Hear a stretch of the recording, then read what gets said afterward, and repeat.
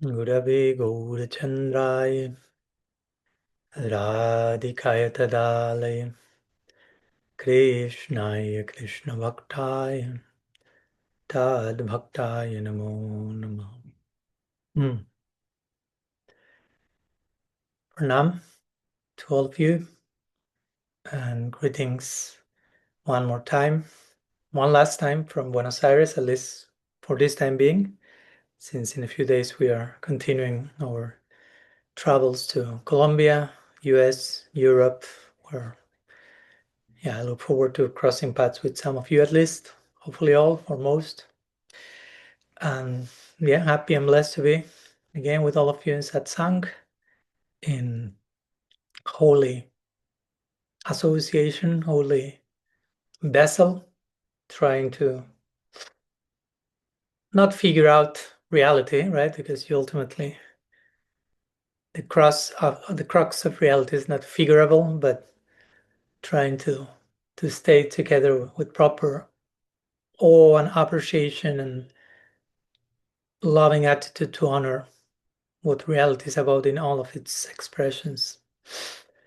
So, as usual, you are invited to bring anything you may like to share today in the form of a question, in a quest. So we like to put it more than a question. This is not so much questions and answers. This is not so much explanation, but exploration.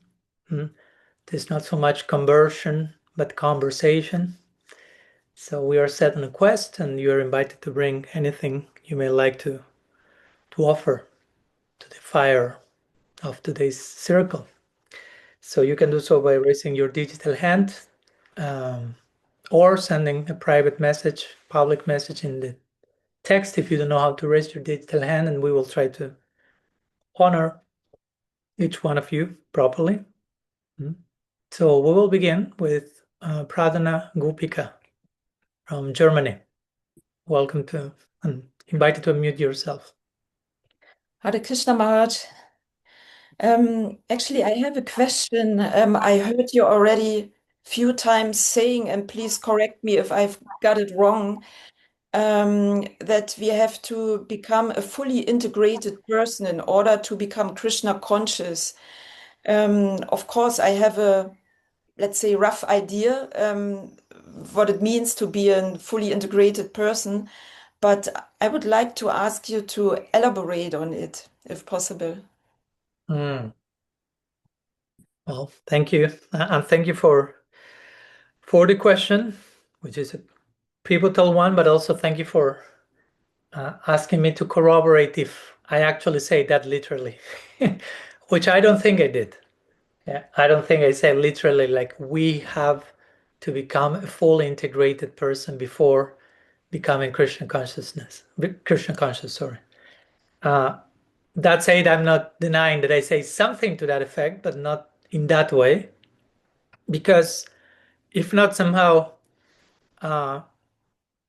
someone may think, okay, that human balance, psycho-emotional harmony is a necessary prerequisite for bhakti. So bhakti is not independent, and bhakti depends on whatever a sattvic disposition or anything, which is not the teaching, right? The teaching is that bhakti is Jadrichaya, as the Srimad Bhagavatam say, which is independent, moves according to her sweet will.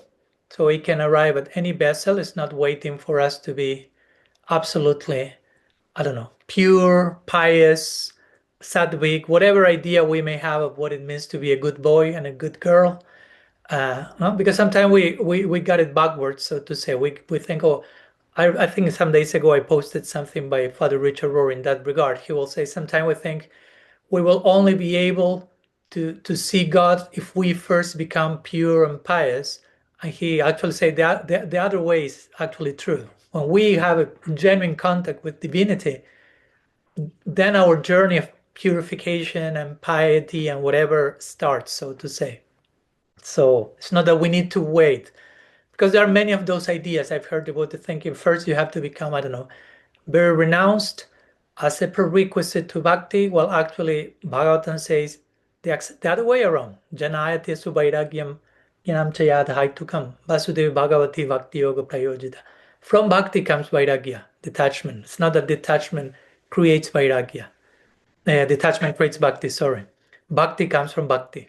Bhaktya sanjataya bhaktya. That's the teaching of the Bhagavatam. Bhaktya sanjataya bhaktya. Bhakti comes from bhakti, and bhakti takes to bhakti. It's all about bhakti. So I want to make that clear.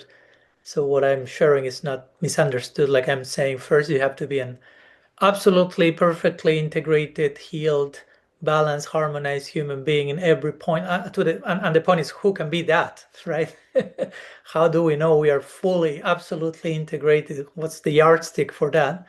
And only then you can become Krishna conscious, whatever we understand as Krishna conscious, because these expressions are also like slogans, so to say. I'm not criticizing that, but sometimes for someone, Krishna conscious means a pure devotee. For someone means a bhakta of any type. For someone means something else. So also we need to clarify what do we mean by that.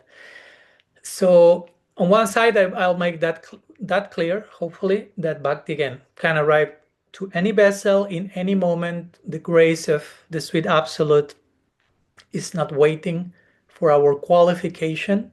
Our qualification is a sincere eagerness to embrace the gift, to be sincere enough to open ourselves to mercy. I always like to share the example of Sarvabhauma Bhattacharya's conversion. He converted to Mahaprabhu's.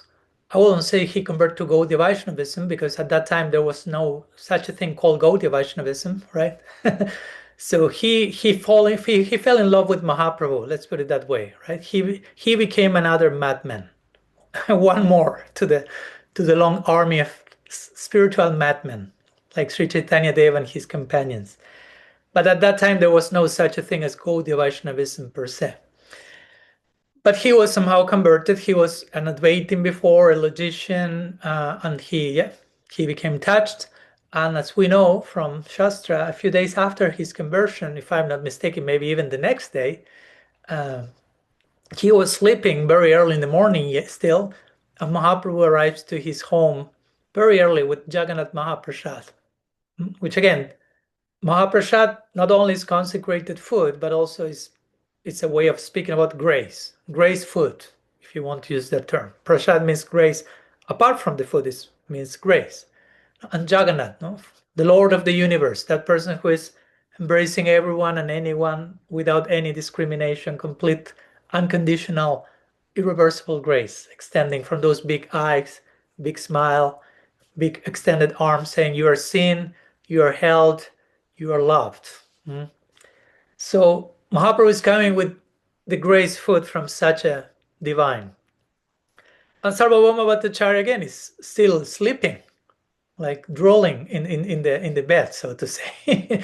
He hasn't had a bath. He hasn't recited any of the morning prayers that he used to do as a Brahmin, as a very Paka Varna ashram Brahmin, to do so many morning duties before you dare to eat anything. And Mahaprabhu jumps into his bed and just say, hey, look what I have. I have the grace of Jagannath Mahaprasad. And Sarvabhauma Bhattacharya, before being converted, he will probably have said, oh, I cannot take it now. First, I have to wake up, do achaman, put tilak, have a bath, recite my Sandhya Vandanan, Gayatri prayers, and only then I'm ready to honor the grace. But after being touched by divine madness, he immediately accepted Jagannath Mahaprasad right from the bed, right from the sleeping bag. He started honoring without washing mouth, washing. And the point for me, the main point in this lila is grace cannot wait. No? For us to be ready, for us to be prepared, for us to be bathed, for us to be properly paka pure. Grace just jumps on you, right? And if you are fortunate enough, you will say yes to that jumping on. No? So all this to say bhakti comes from bhakti. All this to say bhakti is not saying, oh, you are still a little bit psychologically dysfunctional, so I won't dare to get closer to you. Or you have this childhood trauma that you haven't yet confronted, so you are not ready for bhakti. Or whatever, right? You are eating this, you are drinking that, you have this bad habit, you cannot be a devotee. That's not how bhakti works. And again, I'm saying this along because unfortunately sometimes Gaudiya Vaishnavas themselves have created this culture of purity, which is very elitistic to the point that if you don't follow this and that rule, whatever that rules are in the mind of those people, the ideal standard, sorry, you are not part of Mahaprabhu's movement. You don't follow the four regulative principles, you cannot be a devotee. You don't chant 16 rounds, you cannot be a devotee. You are not renounced enough, you cannot be a devotee. Whatever, each one has their own trippy idea. But that shows a very big misunderstanding of the nature of bhakti, in which we are creating this whole almost many times impossible standards only as a preliminary stage for you to be a devotee. And that's downplaying the power and effect of bhakti, being capable to jump on our bed when we are sleeping and shower us with mercy, as this example of Sarvabhauma Bhattacharya shows. So that's the first part of my answer or my exploration. Just trying to make that clear, right? Because sometimes I've spoken a lot and I continue to speak a lot about the importance of being humanly balanced. But sometimes I've heard about thinking, oh, but Padmanabha Maharaj is saying that now bhakti is no longer important. It's all about emotional balance and psychology. But I never saying that. But because I'm talking about that on some level, it doesn't mean that we are canceling the nature of bhakti, but also doesn't mean that the whole other thing has to be put aside because bhakti is independent, so I can continue being completely dysfunctional and bhakti will perform miracles in me. Well, yes and no, of course. In one sense, bhakti still purifies the most dysfunctional beings, but I will say there is, and many of our acharyas have made a case for trying to lead as a sattvic life as possible for us to take advantage of the grace of bhakti coming. Because that bhakti is coming without any condition doesn't mean that we have the capacity to honor that coming of bhakti also. So sometimes this one is extremely, I'm going to an extreme, of course, but extremely disturbed due to some, whatever, unresolved dysfunctionality, trauma. Sometimes that may get in the way of how to properly engage in bhakti, how to properly relate to other bhaktas. Yeah, that happens. I've seen that a lot. And I'm saying I'm free from that. So there is a case to make in terms of try to be integrated, going to that word, integrated as a human being.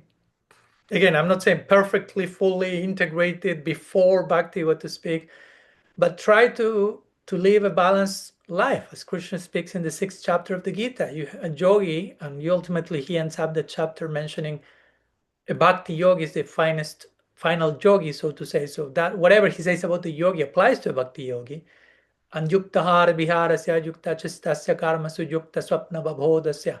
He's saying, right? One has to be yukta, balanced, integrated, if you want to use that word, in sleeping, in eating, in whatever one does, one being awake, in whatever recreation one has. Basically, those are a few examples to say, try to be balanced in all the departments of engagement during your life. It's not that in the name of bhakti and remain unhealed, unbalanced in ways that I know that I could do something about, and I take bhakti as an excuse.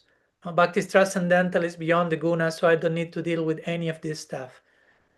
Not necessarily, because again, which capacity do I have to understand bhakti properly? Many times our understanding of bhakti is filtered by unresolved wounds, projections that we put onto Krishna himself as a daddy figure, as the ultimate authority figure. I've seen that a lot on the guru figure, on the disciple, on whomever, depending each case. So again, no doubt bhakti is creating its own effect, but that doesn't mean that we are absolutely beyond all conditioning. So especially as Gaudiya Vaishnavas, I will say we want to serve in this Naralila, right? And Naralila is a unique combination of humanity and divinity. Naralila, Nara means human, and Lila somehow speaks about something divine play, but it's fully human. We don't know what that is because we are not fully human yet, right? We don't know what's fully divine, but we don't know what's fully human either. So suddenly we are hearing about this fully human, fully divine reality, and we are half-baked human and half-baked divine with good fortune. So gradually we need to get integrated. I will say, as a human, it's important to be integrated humans so we can offer that integrated humanity in the service of Nara Lila. In the Nara Lila, I will argue, you find the full presence of divinity, but also we find a fully integrated humanity in the figures of the Brajavasis, of the eternal associates of Bhagavan in the Lila.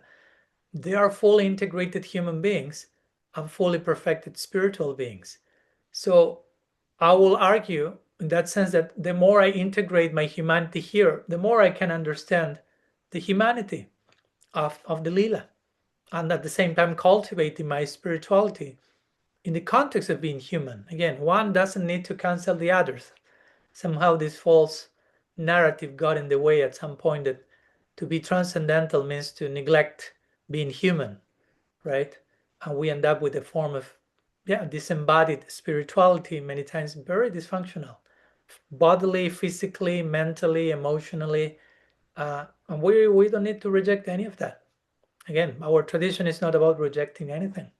Yukta Vairagya, speaking about Yukta, it's offering everything. So in that sense, not my case, but what I think, what the tradition actually teaches, hopefully it's not just Swami Padmanabha's fantasy world of speculation, but I think there is a strong case to make that we should, pay attention to our health, physically, mentally, emotionally, not as a self-centered, separatistic, dualistic project, but is my sadhaka deha, psychic, physical, and I take care of that. It's not me, it's not mine, it's a tool of service. So I take care of all of that in the context of proper self-love, if you will, even, and in the service of Bhagavan. So be a properly integrated human being. I will say that's akin to Sattva-gun, and Srila Prabhupada and other acharyas many times emphasize the importance of Sattva-gun. Again, bhakti can touch anyone, even if you're in the realm of Tamagun predominantly or Rajagun, but Sattva-gun gives clarity. It's a platform that allows for a better appreciation of what's even beyond Sattva-gun. Sattva-gun is compared to arriving to the airport, right? You want to take a flight to somewhere, as I need to do in a few days. If I want to take the flight, that's great, to Transcendence, to Golok, but I have to go to the airport first. I can't expect the flight to land here on the corner of my mom's house. We'll have a problem in the neighborhood if a plane lands here. So I have to do my part to reach to the airport. In other words, I have to work on my Sattva-gun properly, lead a balanced life. And again, the interesting thing about a balanced life in Sattva-gun is that Rajas and Tamas find their place in a very balanced way, because sometimes we also have stigmatized somehow Tamas and Rajas, but those are energetic, different energetic expressions that are required to do so many things. Like you cannot sleep if you don't embrace Tamaguna, right? You need Tamaguna to fall asleep. So if you don't fall asleep, if you don't sleep, you go crazy, right? After 1 day, 2 days, you're going nuts. So you need inertia, you need Tamaguna, so you are balanced. So Tamaguna plays a role in balancing your existence, if properly embraced. If you oversleep, that's another thing. That's tamasic. But if you undersleep, I will say that's tamasic as well. That's a form of violence. And Rajaguna is the principle of dynamism, of action, activation. We need all that to do so many things. So those are energies that, if properly expressed, they, again, if balanced, if sattva, we can express rajas and tamas in a sattvic way. And all that brings further sattva, further balance. So sattva is not about only sattva and no rajas and tamas, because that's not possible. Krishna says in the Gita, whatever one guna is operating, the other two are there also. So it's not about embrace one and the other two are cancelled by. Embrace one in such a way that the other ones are expressed in a balanced way. And sattva also needs to be expressed in a balanced way. No, I don't know. Sometimes one could say, I'm very sattvic. I'm joking here, of course, I'm not.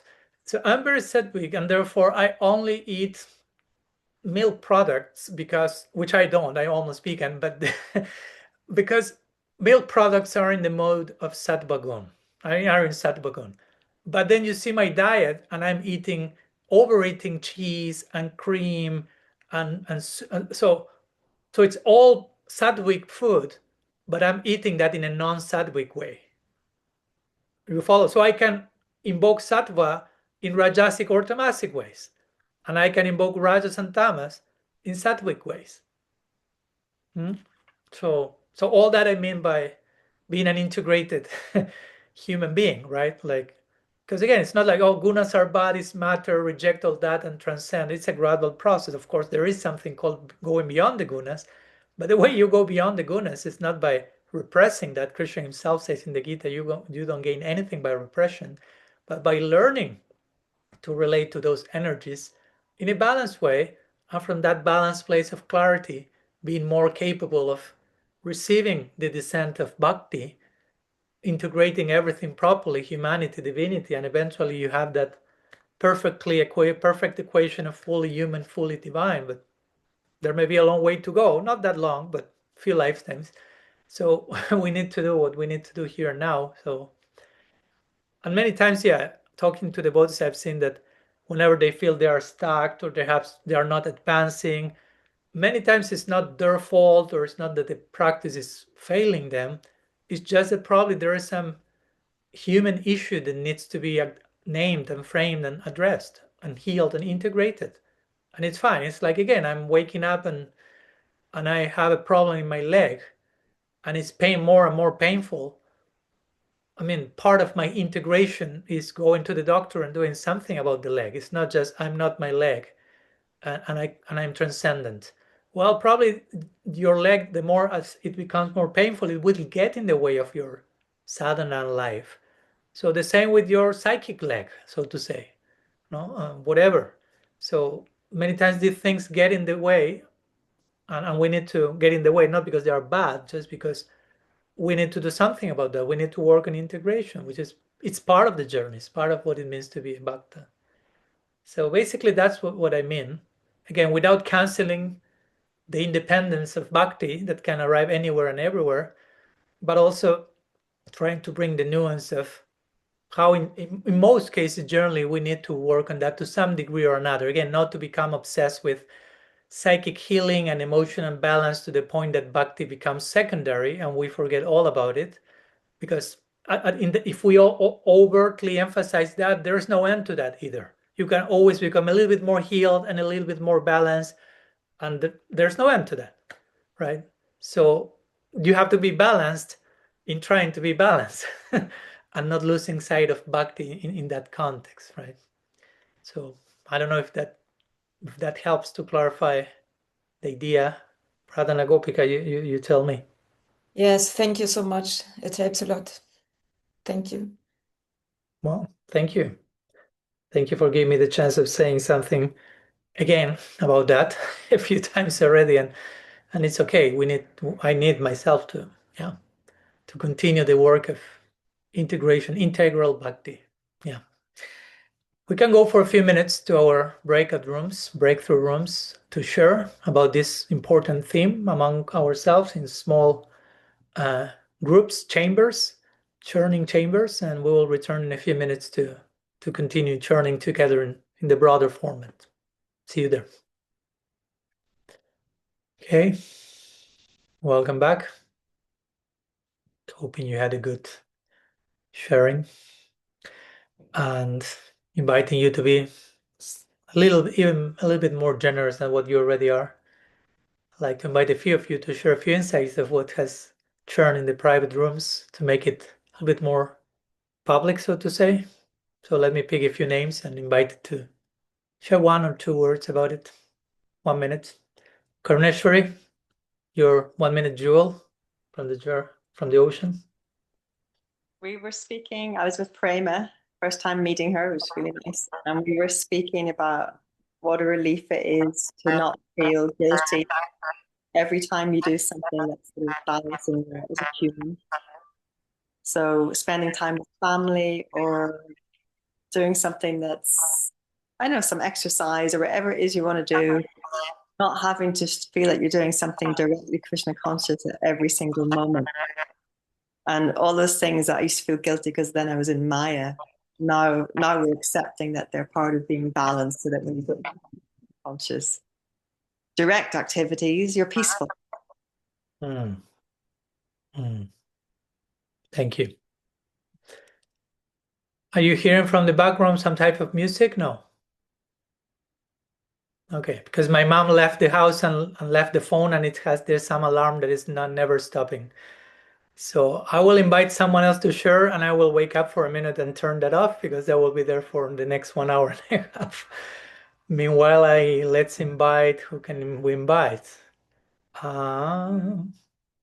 Let's invite Badra. And I'm still hearing, but I'm going to turn off the phone. Haribol, everyone. Wow, that was I was just saying, I was sharing with Patraka Prabhu and Anuradha, and we were discussing about how the idea of thinking that we had to be perfect to be Krishna conscious was a big thing in my youth. I think in my youth in bhakti, I mean.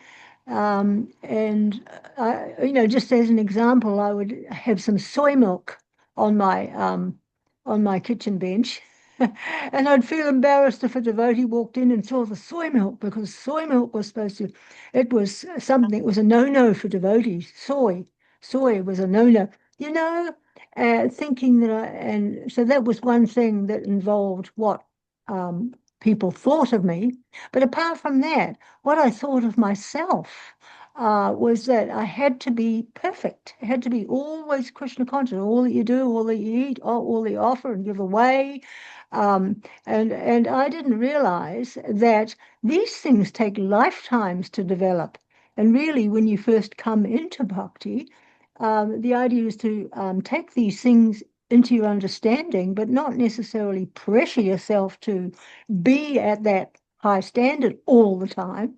And that's the way it was in my youth in bhakti.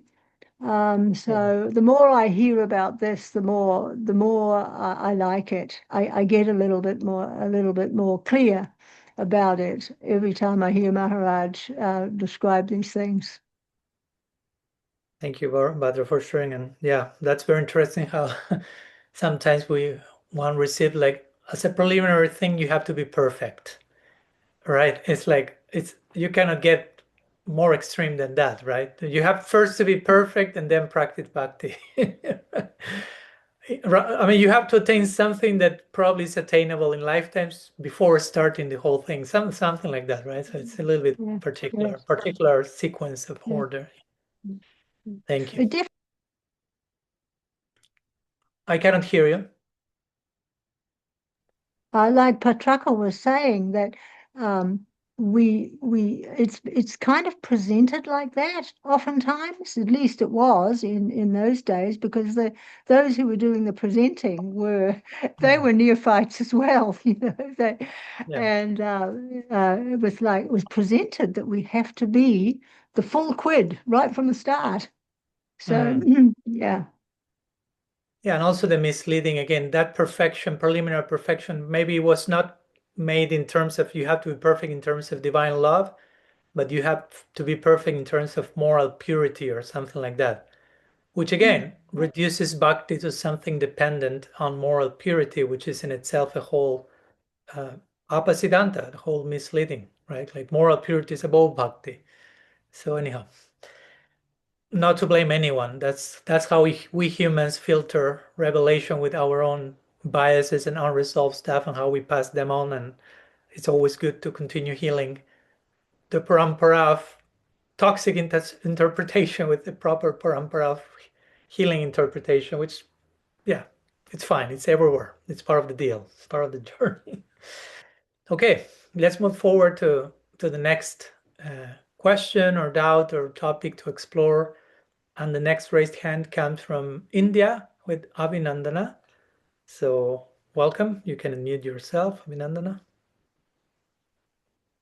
Pranam Maharaj. So I was listening to this podcast you had with Pastor Scarlett, and she was Sorry? talking. Pastor Scarlett. I cannot hear well. Scarlet? Can you No. hear me? Scarlet. Uh-huh. It's Scarlet. Okay. Pastor. Yeah. Sorry. Scarlett Gordon. Yeah. Okay. Can you hear me now, Maharaj? Yeah. So she was talking about how she handles difficult situations, and she said she recognizes that she's not enduring this alone. And she said one line that touched me. She said, "The Lord is going with me through this." And I just wanted to ask you what are the full implications of that, because that was very beautiful. And a few other things that she said. She said, "I don't see it as pain or suffering, but I see it as an experience that helps me grow in love for God." And then I when I thought about it, I felt like, yeah, that comes through practice, because I mean, at least for now, I can only see things as pain or suffering and not as an experience themselves. But yeah, this line that she said, that the Lord is going with me through this, it was very, I just wanted to ask you about that.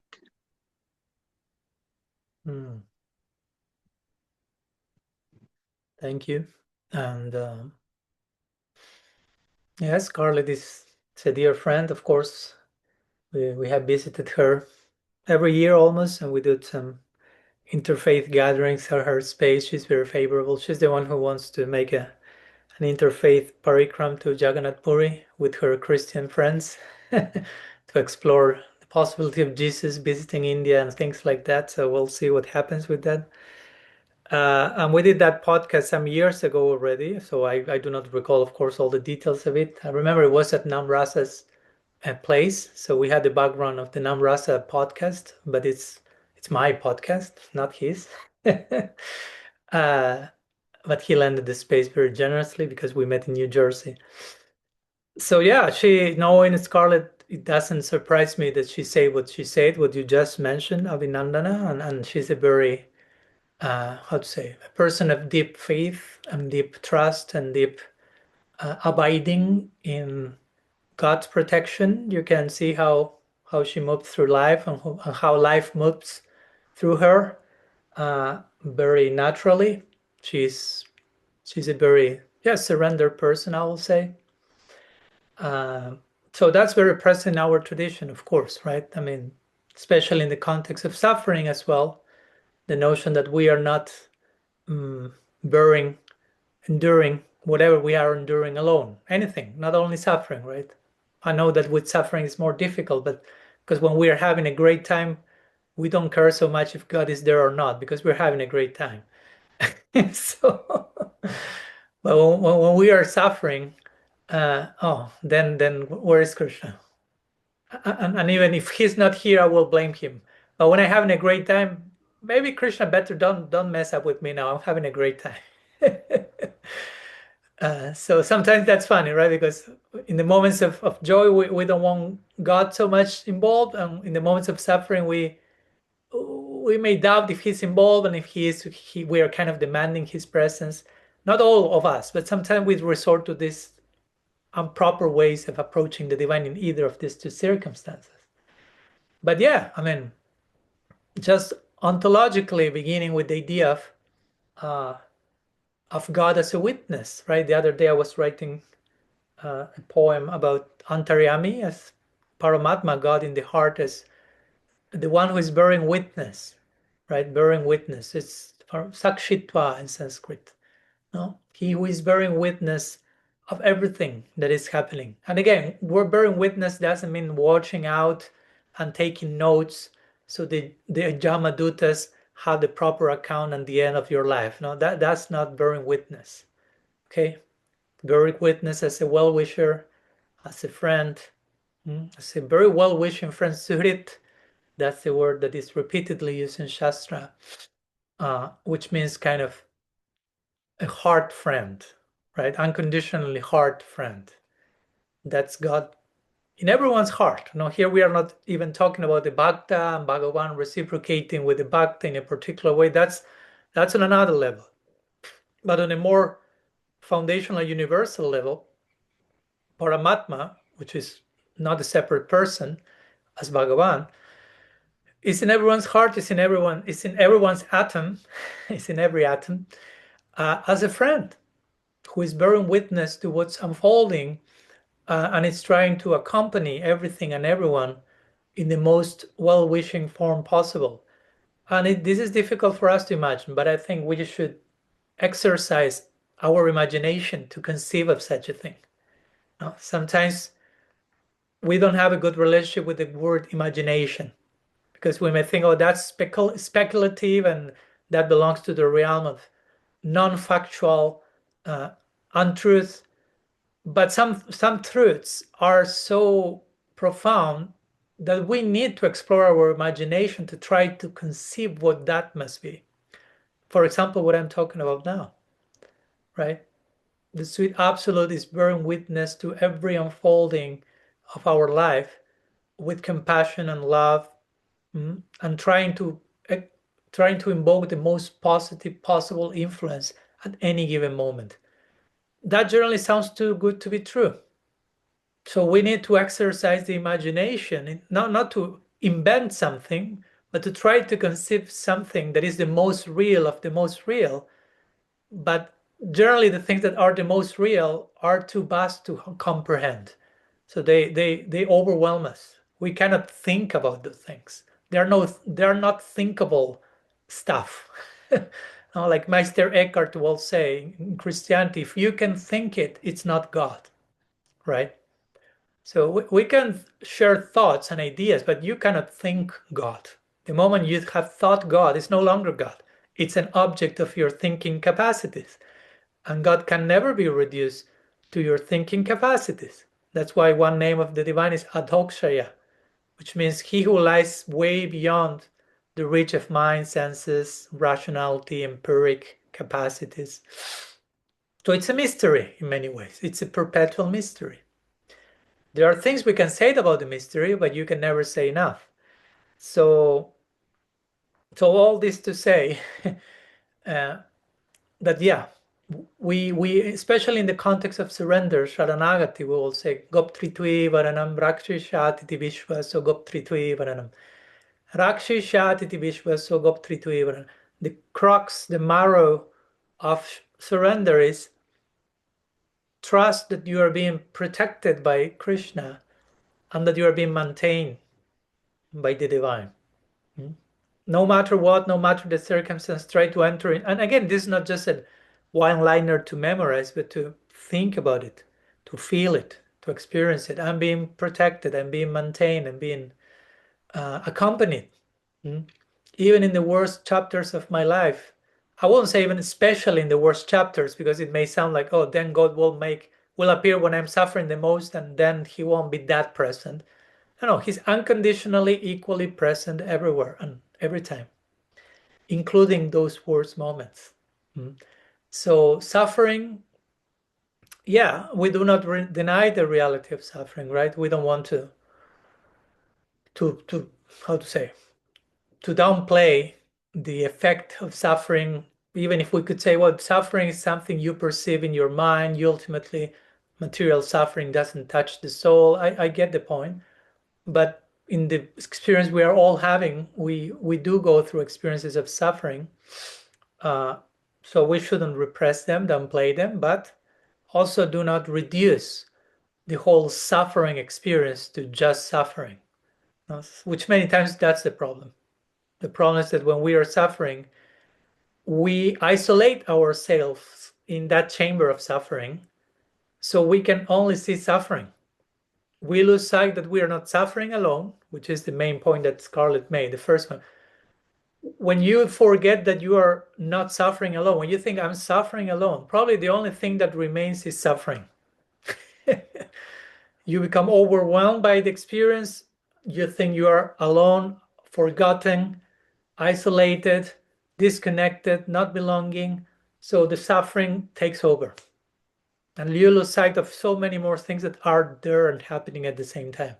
So I will say that one of the very first things we need to do when we are suffering is to follow what Scarlett say, which is you're not suffering alone, which we speak many times, right? It's not my suffering, it's our suffering. It's more of a universal condition.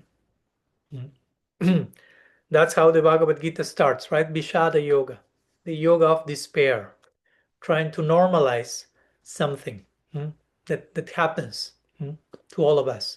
And again, we could philosophize that from the enlightened perspective. What you are perceiving as suffering is not that. I get it, but if you are not there, you cannot just bully people into transcendence, right? If someone can say, Swami, I'm suffering because my girlfriend left me, I cannot just bring philosophy and smash the Bhagavatam on top of that person's head saying, from the ultimate perspective of eternity, that's not happening. So relax. That's violence to do that, right? So we should be compassionate enough to be relatable and inhabit the situation as empathically as we can. But again, it's important to create this experience of you are not alone in this. That gives some air, that gives some breathing space, some spaciousness to hold the situation in a way that is not as suffocating as we may perceive it if it's just us suffering all alone. So when we realize I'm not suffering alone, God is with me, He's in my heart, He's bearing witness, He's creating the best possible influence for me, but also I have to do my part. Again, it's not that I'm just passively waiting for Krishna to do magic and then I'm out of suffering. Because at the end of the day, again, suffering many times is not so much what happens to us, but how we go through what happens to us.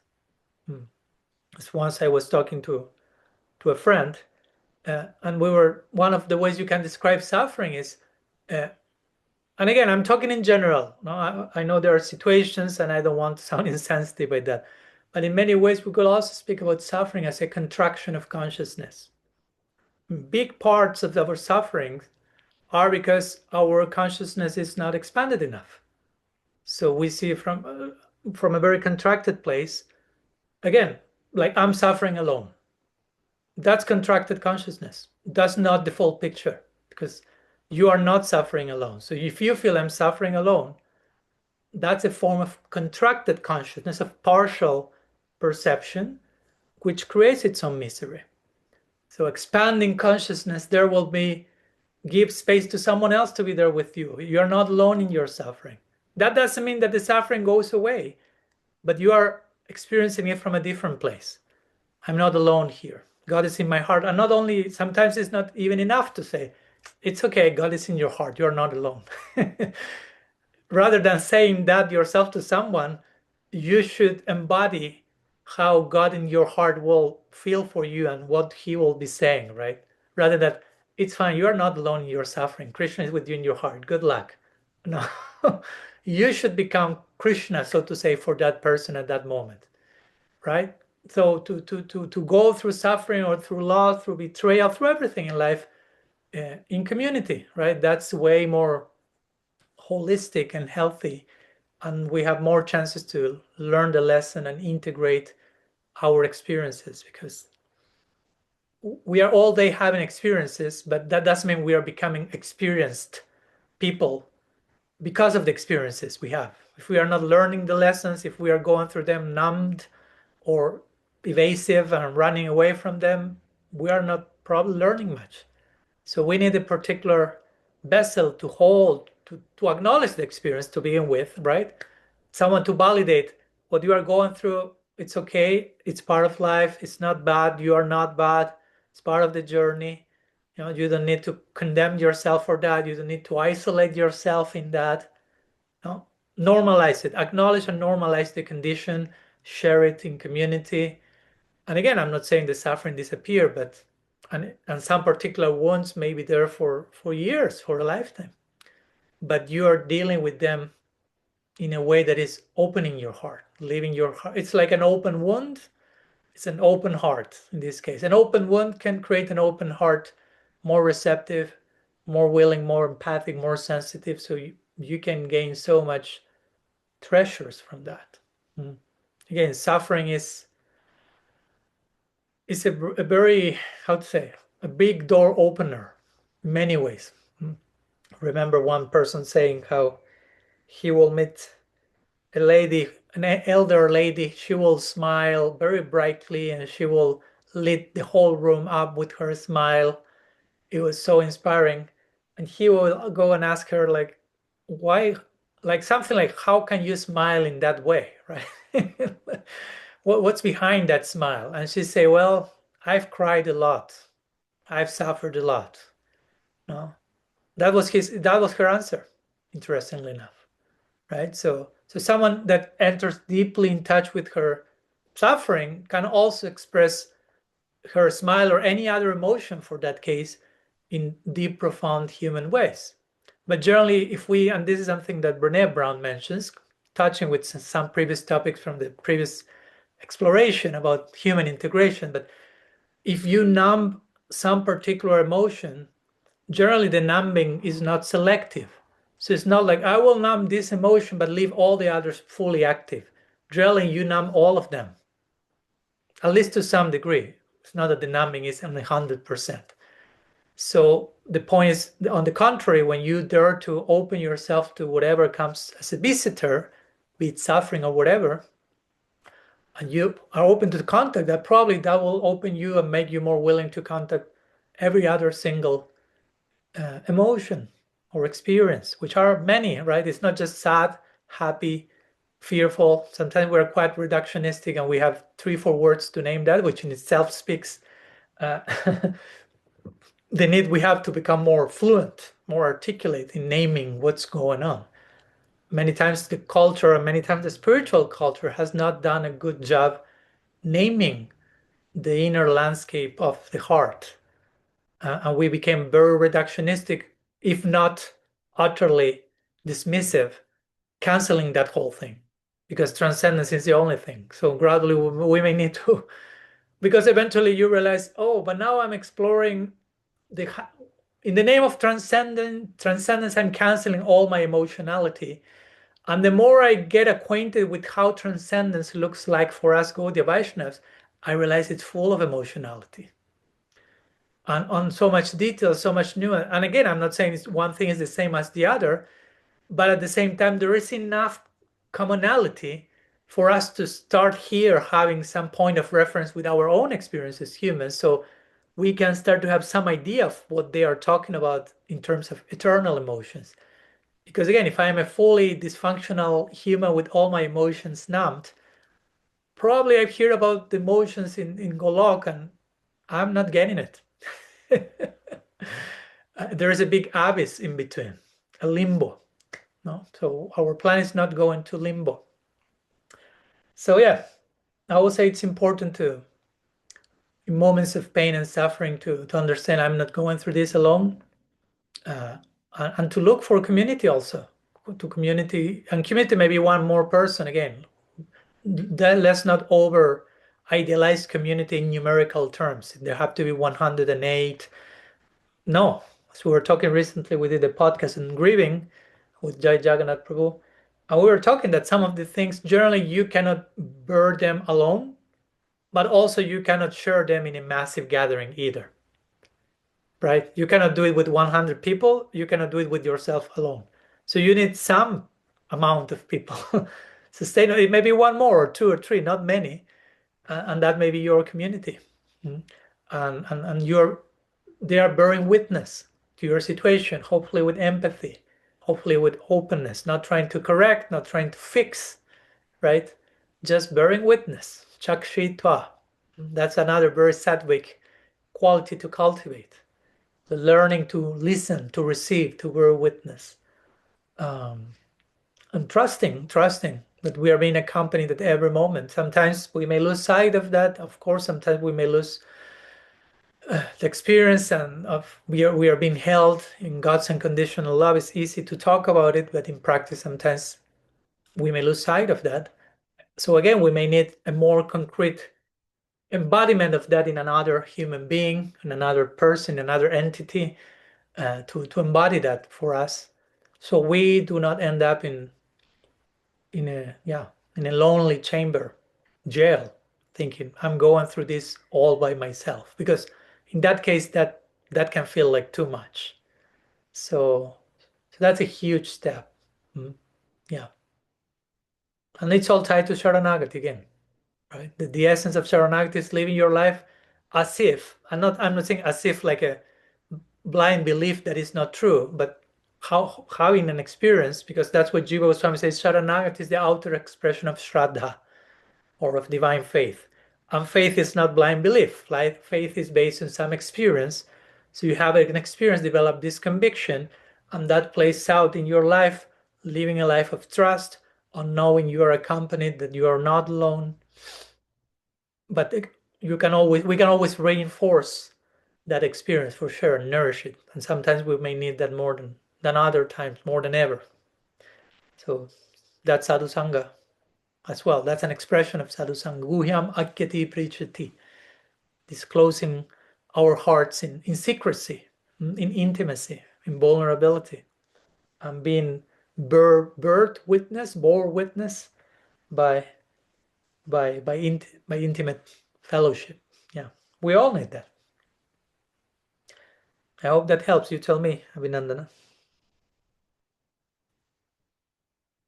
Yes, Maharaj, that is very kind. I mean, I've never heard the way you voice things. They're very kind. And then this one part that you talked about, how that Krishna is a witness, who is a person who's a friend, who loves you unconditionally, and sometimes that can overwhelm us. I felt that. And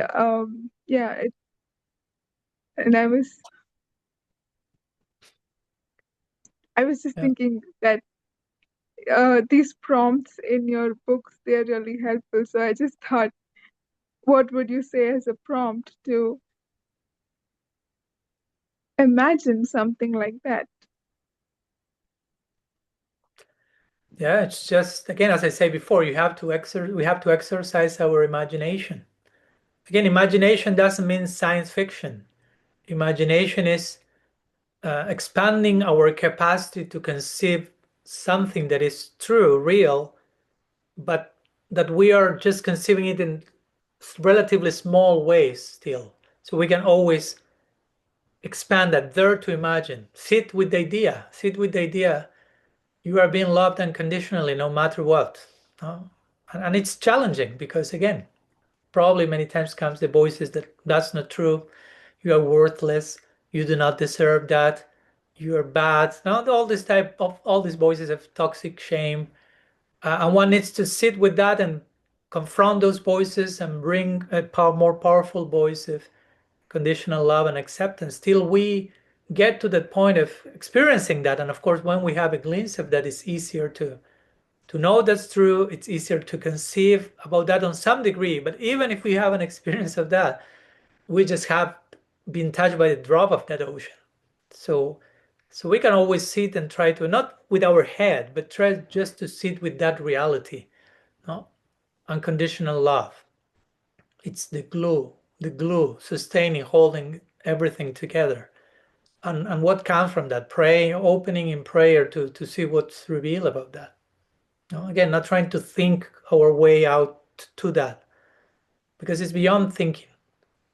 But it's good to sit with those things that go beyond thinking. And not trying to think about them. Just staying with the reality of those things and allowing those things to touch us beyond thinking, beyond any capacity. Because again, that's the thing with unconditional love, that it's beyond all our capacities. We cannot earn it, we cannot deserve it, we cannot think it, we cannot colonize it, we cannot measure it, control all, which are all the ways we move in the world. Both for many of us, that's what life is. Right? Survival of the fittest, and moving and calculating and measuring and controlling and colonizing and understanding and thinking, and then you are brought something that is not subject to any of that. So it's absolutely like unsettling And we need to sit with that unsettling, which is the most wonderful, beautiful thing. And generally, the most wonderful, beautiful things are the most unsettling because they invite us outside the comfort zone and to a place where we cannot control, to a place where we can only serve, we can only give ourselves, we can only bear witness to that higher reality, right? In the words of Srila Siddhartha, she says, we want to enter into a land when we will be walking with our heads on the ground, because everything will be made of a higher substance than ourselves. So everything will be vulnerable for us. So we won't be walking with our foot, but with our head. No, like everything is above our head. So that's what we do with our head, but something's above our head. That's what Brahma did in the Bhagavatam. Jnana prayasa mudapasya namantayeva. No, he tried to think Krishna, he tried to think the Leela, he tried to understand, and his forehead started to spin like crazy at one point. It was too much for Brahma. He prayed, Jnana Prayasa Udapasya, this attempt of capturing everything through knowledge, through the head, Udapasya. I reject that utterly. And instead, Namantaiva, I do Namaste, Namaskar. I put my head on the ground. I will gain way more knowledge through my head by putting my head on the ground that I'm trying to think out unconditional love and all these higher realities. So yeah, sitting with that, trying to think, to solve, to fix, to get it, and gradually we will learn the language of that world where we don't need to measure and control anything, and it's okay. And there's no danger, on the contrary. Yeah. Okay, thank you. And thank you, Scarlett, for triggering this whole exchange, though she's not here today, but we'll let her know. Okay, we can go a few more minutes to the breakout room and see you back. Please share about your whatever you would like to share in connection to what we just spoke about, and see you soon back. Welcome. Welcome back, you all. Hoping you had a good time in the churning rooms, and let's invite a few of you to share a few 1-minute jewels discovered from the ocean of your turning together. Sam, what's there to share? Be generous. Okay, I was with the lovely Rasangi, and we were talking about meeting people where they are and holding space for somebody, but without getting absorbed in trying to fix it or trying to fix many people's problems at once, but being able to sort of hold the tension between supporting but accepting that level of mandatory responsibility that everyone carries. We can't take on someone else's life. We can't carry them. We support them and help them as much as we can, but we can't carry them through everything. So yeah, that was, and yes, that was our very, very illuminating conversation. Thank you. Thank you. Who else we can invite? Manjulali Manjari. Invited. Oh gosh, I wasn't expecting you to pick me, but I guess what I was reflecting on, what you were saying about how suffering, and you can't just block one emotion out, and if you block one, you're blocking everything. And I was reflecting on a patient that I supported where her younger brother and mother were murdered. And in order to kind of connect with the grief and the suffering, it was just too painful. And therefore, what happened is she wasn't able to connect with any of the wonderful memories that she'd wanted to connect with in terms of her younger brother. So I was just reflecting on how a lot of suffering is, you have to get to that point of acceptance as well, isn't it? when you get to acceptance and you're not Yeah. fighting reality. You have to accept reality as it is, and then you can kind of lean into the situation or the journey that is present before you. But on the other hand, those defenses or blocking out reality can be helpful as well in order to kind of get through a particular situation. But it's knowing when you have to let go and actually kind of enter the journey, and by coming out the other side, then somehow the perception can shift. Thank you. Yeah, thank you. Very important nuance to remain compassionate in the midst of the storm, right? Sometimes we can say accept what's going on, but acceptance is a process unto itself, right? Like our tradition speaks, accepting initiation, but that's not a one act performance. It's a whole process of accepting that you have lost this or you have this emotion. It's not just like a 1 minute epiphany, but ongoing process. And once we have accepted and are working through that, eventually we realize that we're invited to accept that that's happening yet on another level and on another level, and so many refined levels of acceptance. Yeah. Thank you. Okay, let's invite next raised hand, digital raised hand, which came from Kanopriya, from Scotland. I mean, from Switzerland in Scotland, probably. So invited to unmute and present your offering. Welcome, Kanopriya. Hare Krishna. And thank you for another opportunity to ask the question. Actually, since a longer time, I am with this question. It has to do with the process of offering bhoga.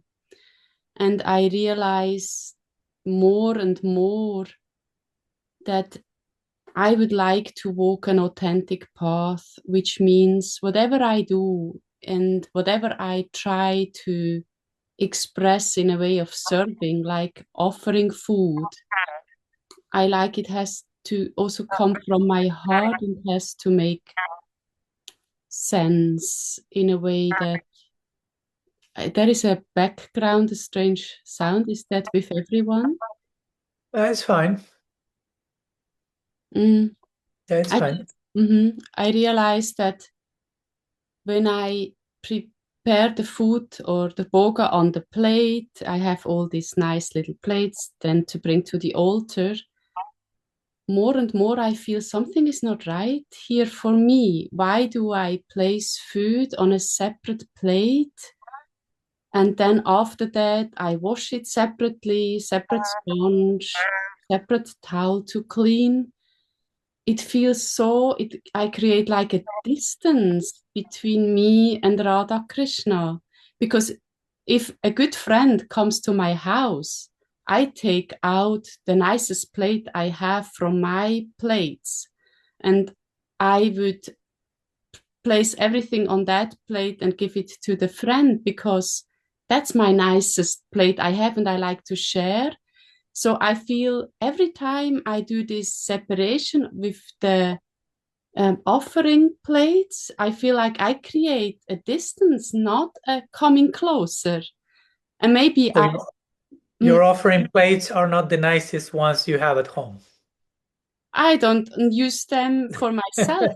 I would use things I use for my closest ones, not... It's just a feeling I have, and I don't know how to explain, but this feeling is telling me I need either to understand it deeper, why we do it in this way. If at the very end, we are in such an intimate relationship. So why do I create rituals which create, right now, I have a feeling of separance, not coming close. So that's one part. And the other part is also while cooking. Right now we're in a very stressful situation in life. A lot is going on. And there are moments where I feel I do not really have enough time then to offer properly. So I also try already while I'm cooking to send out the thought, please, Radha Krishna, accept this bhoga. And then I truly have a feeling it's already accepted in that moment.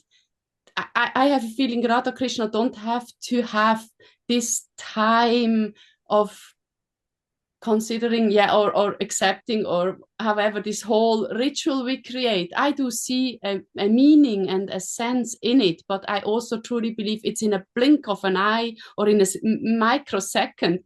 When the thought goes out, please accept, it is accepted. So these two things are in my head right now, and I would love to hear your thoughts, because I like to understand Peter. Right now, I feel not in peace with the whole offering process. Thank you. Thank you for sharing that. And probably, whatever you shared, you are not alone in that idea, in that sharing, or in that lack of peace, so to say, which is not a problem. Again, there's no problem with you. There's no problem with offering the Bhoga. There's no problem with Radha and Krishna, right? So first of all, let's all relax for a moment. Everything's okay.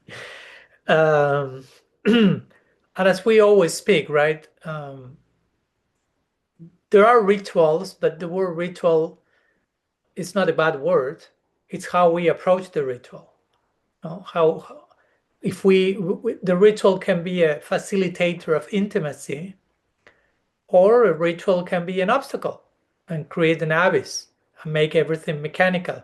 But that's not the original intention of the ritual. So again, it's not that because we want to serve Radha and Krishna in Vrindavan and we're on the path of Raganuga Bhakti, which we are officially in, doesn't mean that we do reject all rituals because we don't have anything to do with rituals. What we do not embrace is doing the rituals in ways that are mechanistic, without understanding why, creating unnecessary distance. But we can do everything with a proper approach, right? Which doesn't mean that we will do every single ritual. There are so many rituals you can possibly do. You don't have the whole time per day. But I think there's a place to acknowledge the power of ritual, the power of, I don't know, created some sacred time and sacred space. As we tell sometimes you need to create a sacred space. Like, I don't know, you want to invoke certain particular state of consciousness, you like some candles, you sit in nature. At the same time, it's not that Krishna will become more present because you did that. Radha and Krishna are omnipresent, right? But we are omni-absent, right? So we need to make adjustments to gradually gain awareness. Oh, this is a sacred moment. Every moment is a sacred moment. This is sacred space. Every space is sacred space, but we are not there in terms of realization. So rituals can be very powerful conveyors of that if properly addressed. If not, that's what Rupa Goswami says, the third verse of second verse of Upadeshamrita, which is Niyamagraha, which has two applications. And these two applications are unfavorable to bhakti. One is following all rules and regulations or all rituals without knowing why. Like mechanically, without a feeling, without an investment of the heart. That's unfavorable, he says. Don't do it. But also another reading of Niyamagraha means rejecting all rules and regulations and rituals whimsically. He says, don't do that either, right? Sometimes we go from one extreme to the other of the pendulum. So, of course, some of us may need to stop doing some things or even rituals. There's a proper place to not do some things, and there's a proper place to do some things. So regarding the offering, I will say, of course, the whole process of offering the bhoga is about developing this sense of intimacy and relationality and interaction with the divine. So whatever we do, and I'm not saying just invent your own thing, but we have to do it in a way that that's happening, right? Not that we become like obsessed with the technicalities of it. Oh, the plate has to be this size and the tulsi leaf has to go on this part and this has to, because if not, right? If not, what will happen? Radha Krishna will not accept it. There will be offense. Whatever I will be eating is sin personified. Long list of stuff, which is not healthy. So there are, in the context of that, there are different ways to do that. I will say regarding the plate situation, I think there is a way of understanding. I mean, I'm not here to tell you what to do, but one way one could relate to the special plate for Radha and Krishna in a way that doesn't create like separateness will be like, I don't know, probably we all have plates at home for our dear ones also. Maybe there is, maybe not. Maybe sometimes in home there are general plates and everyone picks the same plate, everyone. But sometimes you have I know you had your child and you have a plate for your child which has its name on it, or a cup with a picture. My mom has a cup with a picture of her dog here. I think she uses, it's not for the dog in this case. Anyhow. So, and it's her own plate and her own cup, or so there is a sweetness there, right? It's not necessarily ritualistic. It's not that if my mom has a plate with my name on it, that will create distance between us. It may even create, hopefully, intimacy. Oh, look, this plate is your plate. It's for you. It has your name on it. So it gives a chance of making a special investment of your intention. That plate becomes like a representation of the person, so to say. Even if the person is not at home, you see the plate and, oh, no. Like if you see the shoes of your daughter, so to say, at home, but she's somewhere else, but they act like udipana, like some stimulant, triggering, like, oh. So for me, that will be a way to relate to the plates, no, for the altar. It's not something like, oh, this is not my own plates. I'm creating some distance. No, it can be a way of, these are the plates that I've crafted or got for my beloveds, and you can relate to all that in a way that is intimate. That's say I'm not forcing you to do it in that way. I'm just offering like an alternative way of relating to those plates, to give an example among so many other things, right? And one can relate to that in a very sweet way, right? I have again, we have special items reserved for special people in our lives many times. And it's not that I'm being, I don't know, sectarian with other people because I'm not giving them the place that I have for my beloved or for my child. There is some particular investment of the heart in that direction or the other, right? So that can be endearing. And regarding, that will be some ideas regarding the first part of the question, that I hope it helps. But I'm not saying that's the only way, again.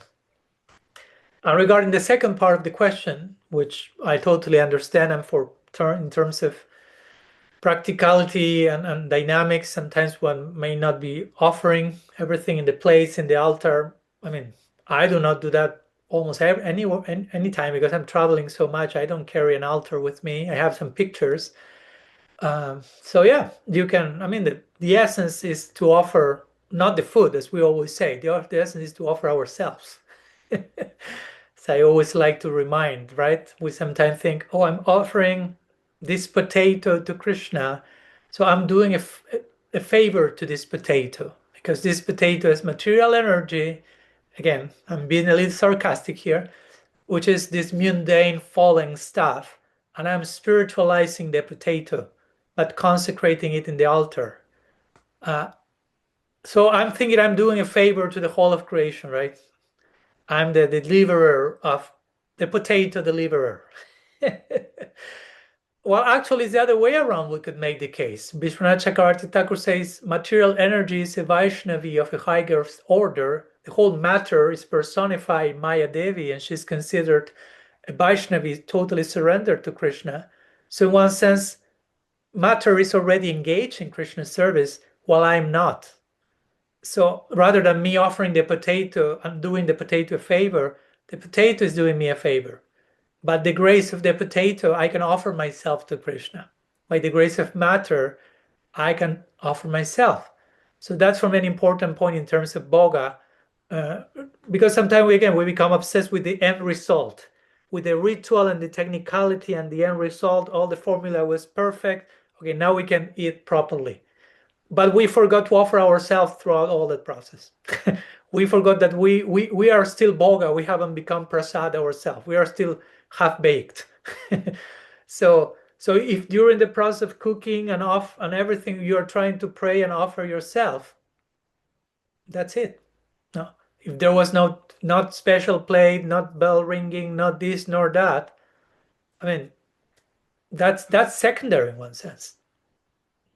That's an external ritual that is there to help for us to offer ourselves. But if the offering of the self is already taking place, everything else falls in the category of a supporting role, so to say, that may be there or may not be there. So the important thing here is to differentiate between principles and details, right? Because what's the principle here and what's the detail? When we mess the two in the other way around, then we have a problem. And we become obsessed with the technicalities of the details that we have made the principle, and we forget the principle of offering our own heart. And when you're offering your own heart, many times the details may vary, may not be there. Again, I mean, I'm not saying this to imitate this at home, but the ultimate example of Bhoga offering is Vidura's wife giving Krishna a banana peel. I mean, you cannot get more extreme than that. No special plate, no bell ringing, no mantras, not even something that you will dare to offer anyone, right? The banana peel you throw out to the compost. And she's given that to Bhagavan. And on top of that, he's not only putting the hands and receiving the peel and saying thank you, he's eating the peel. And on top of that, he's asking for more. Which, of course, the lesson is Krishna is not eating any banana peel. He's eating bhakti all through. He's not seeing if it's banana peel, if it's samosa, if it's ladu. He's blind. Love is blind. So he's blind to all those technicalities. He's seeing bhakti. Krishna's diet is based on bhakti. So yeah, I don't know if that helps to support your current dynamics and lack of peace with the offering department. Thank you very much, Maharaj. Really, it helped a lot. And I think I will go and find a nice plate, which really I feel is a plate I would use for a visitor, not the one I bought in India. Yeah. Thank And you. one more thing in that connection, because you gave the example a few times of a place for a visitor. In this case, we don't want Radha and Krishna to be mere visitors, right? So just they are not occasionally coming, but ideally they are there forever, always. So, but Absolutely. yeah, I totally get it. Find a place. So that's what sometimes Rupa Goswami will say and Uddhav in the Bhagavatam. Offer Krishna what he likes, Radha and Krishna what they like the most, or also you can offer them what you like the most. And in this case, I'm thinking, okay, offer Radha and Krishna the plate you like the most, but you like the most for them. No? So there's a way of connecting what you feel, oh, this is the most beautiful thing I could possibly get, but it's not like a selfish thing for yourself, so to say. So, wonderful. Thank you for that. That helps a lot. Thank you. Thank you. I'm still Manjula Manjari raising her hand, or Elijah. You have a question or a comment related to what we just shared? Or is something else, just for me to know? So it's just a different question. A different question? Yeah. Okay, just for me to know. Okay, but we also had Rasangi raising her hand before. So let's see, Rasangi. Will you dare to give permission to Elijah to make his question? Of course, yes. Yes, thank you, Rasangi. Okay, Elijah, welcome. Hare Krishna, please accept my humble obeisances. Well, recently we've been very interested in like the underlying unity amongst different faiths. And one such one was in Sikhism. There's, I think, in the final chapter of the Guru Granth Sahib, it mentioned, like Guru Nanak mentions that one should chant the holy names of Vishvambara. And we were just wondering, because like online there wasn't much information around the interconnectedness between Sikhism and Gaudiya Vaishnavism. And we were wondering, because of your theology background, if you could maybe like elaborate or give some like illuminations between them. Thank you. Thank you. I appreciate the question, and of course I appreciate every genuine attraction to whatever we may call interfaith, or as I like to call theological cross-pollination, or perennialism. Sometimes that's a word. And I was thinking when you mentioned Sikhism and Gaudiya Vaishnavism, something that is mentioned in the book of what's his name? Satyaraj Prabhu.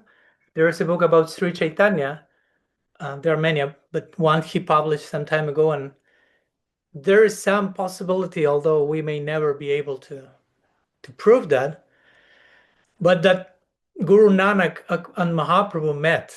I mean, they seem to be contemporaries, according to what he was saying. To be honest, I'm not here any scholar of Sikhism, so I don't want to speak beyond my paid grade, so to say.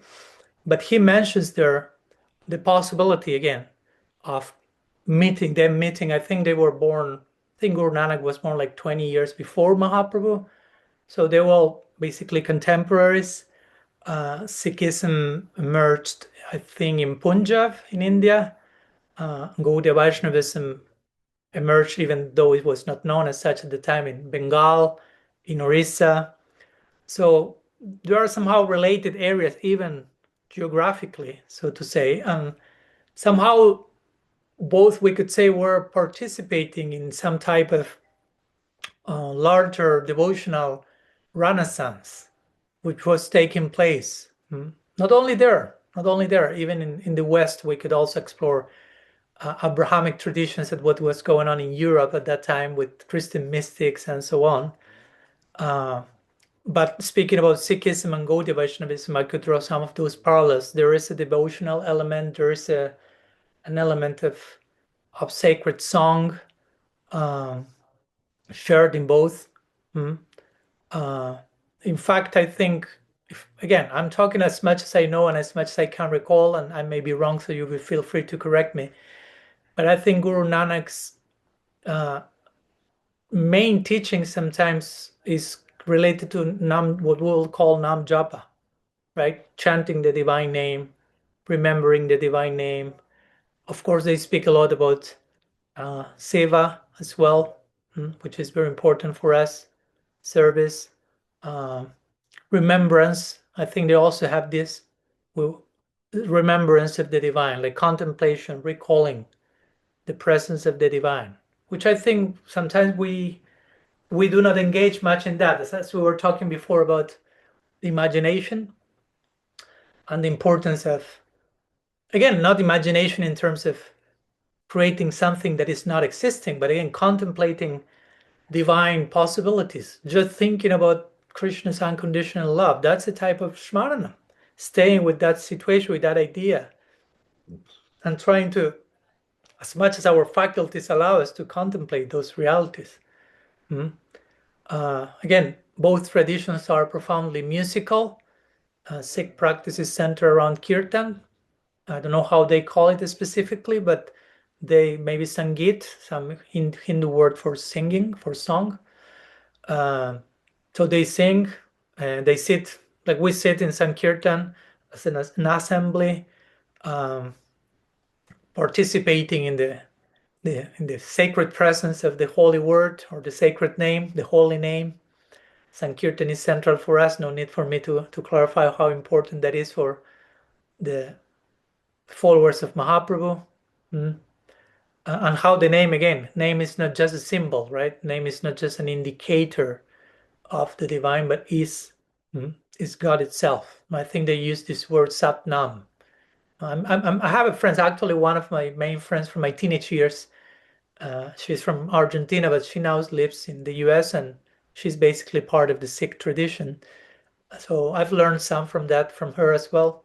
So they speak about Sat Nam, which also means like the true name, right? The real name. Doesn't necessarily limiting to one name, but the name being true, the name being non-different from the ultimate truth. We will say Nam Abhinatvam Namanam, between the name and the name there is no reference. And also the Guru Granth Sahib, the scripture that you referred to, I think they refer to different names that are common to our ways of addressing the sweet absolute, like Hari, Ram, I think Govinda as well, maybe some others. Though now there is some nuance, of course, because we are not exactly the same tradition, of course. Generally, I will say, and again, I'm not an expert, and I'm sure there's nuance here and maybe sub-branches, but mostly at the end, the conception of the ultimate realization is more formless. So the name of these names of God eventually point to some more type of impersonal realization. And I'm not saying that disparagingly, just trying to make clear what I think is their main conception of the ultimate reality. And also, of course, what else? Some other differences. You refer to the Guru Granth Sahib, which means that at one point they had this parampara in Sikhism, one guru after another, but at one point one particular guru established that from now onward, the Shastra, or the book called Guru Granth Sahib, is the guru for everyone. So that's some form of Ritvikism of some sorts, we will say. Not criticizing it, just saying we have a different approach to that. For us, parampara is and living, ongoing thing. Though we find some Gaudiya Vaishnavas who somehow prefer to stop the parampara in Srila Prabhupada, for example, and say from now on there's nobody else coming and the parampara ended there, so to say. And we can go to his books, which will be some kind of parallel with the Guru Granth Sahib in this case. But that's actually not the Gaudiya Vaishnava teaching. Mm-hmm. What else? I think also Sikhism is, speaking about rituals a moment ago, they're criticized a lot, like overt ritualism, caste pride, which again goes hand by hand with Mahaprabhu's own critique, or I don't know, asceticism for the sake of asceticism. Again, too much over identification with the external form of the rites. And similarly, Baba Grahi Janardana, we will say. Janardana is the essence of one's offering an action, and that's it. So those are a few ideas that come to my mind at this moment. Again, as you can see, there are some things in similar, some things that are not so similar. And that's what happens when you explore any tradition, actually, right? So I think there is a beauty in that exercise. I'm having in 2 days a podcast with someone, and a scholar from perennialism, which is a particular tradition of many, which propose this idea that all these main wisdom lineages contain the truth, and each one expresses them from their own particular vantage point. So I think there's a lot to explore and to heal and to gain from that, and to stay with that creative tension, right? We share so much in common, and also we have differences, but we have so much in common. So keeping all in place and navigating the oneness and difference simultaneously. I don't know if that helps, Elijah. You tell me. Thank you, Maharaj, for your enlightenment. Like we kind of knew a bit about the impersonalism, but the part about the Satnam, is that how you say it? Satnam? That was something new, so thank you. Thank you. My pleasure. Okay, so we have 10 minutes to 5, at least here in Argentina. Prasangi, can your question wait till next week? I think so. Okay, because I have a few, it's my last few days here in Argentina, and I may have to do something with my mom now. So yes. I'm trying to save some time for my son duties as well. Sounds good. Thank you. But save that one for next weekend for sure. I will. It's still going to be there. The question will still be there. Okay. I trust. Okay. But we will go a few minutes to conclude as usual to one more churning room, breakout room, for you to share whatever you would like to share in terms of what I just shared regarding Gaudiya Vaishnavism, Sikhism, regarding what we're talking about, ritualism and offering the Bhog and offering ourselves, or whatever you want to share of something else that came as a highlight from today. Feel free to bring your heart in whatever shape needs to manifest, and See you back in a few minutes before concluding today's session. And there you are. Welcome back. Blessed souls, brothers and sisters. Hoping you had a nice sharing and gathering together, further turning, further cohesiveness and empathy and connection. There's no limit to how much we can realize our interconnectedness, so how much we are family. So thank you so much to each one of you for your time, presence today, bearing witness, attention, questions, explorations. It's my honor and great fortune trying to somehow honor each one of you. So thank you for that. Great blessing, great favor. Hoping we can reciprocate somehow. I'm looking forward to seeing you next Saturday, same time. For me, different time because I will be in Colombia. So we will be connecting from Sham Ashram in Cali. So looking forward to that. Sriman Mahaprabhu ki jai. Shri Harinam Sankirtan ki jai. Samaveta Bhakta Vrinda ki jai. Gaur Praman Hari Hari Bol.